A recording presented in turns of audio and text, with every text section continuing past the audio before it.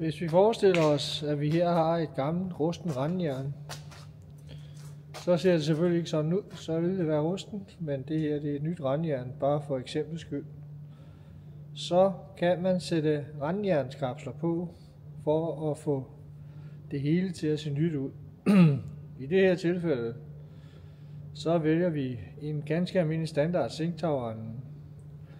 Og der kan man sætte en randjernskapsel på, som jeg har fået lavet. Det ser nogenlunde sådan her ud. Forestil dig, at der sidder et gammelt randjern inde bagved, og nu ser det helt nyt ud.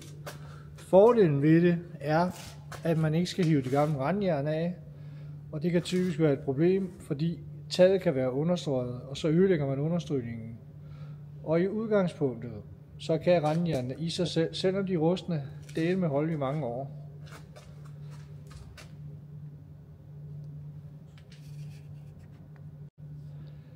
Her har vi en Plasmo ståltagrende, den der hedder Stål Plus. Den passer som oftest i de samme randjern.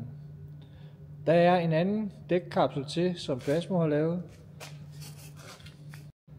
Når den er sat på, så ser det sådan her ud, og så ser det hele stadigvæk nyt ud. Og stadig, man sparer og skal tage randjernene væk, de gamle randjern. Typisk, hvis det er understrøget tag, eller hvis der er undertag på i banevarer for eksempel, så kan det være noget rigtig meget at pille af, og man risikerer også at ødelægge undertaget. Så derfor så er det her en fin løsning. Man skal bare være opmærksom på, at hældningen på tagrenden ikke kan ændres nævneværdigt. Så er problemet på din tagrende, at vandet løber ud over, når det regner, så er det her nok ikke løsningen.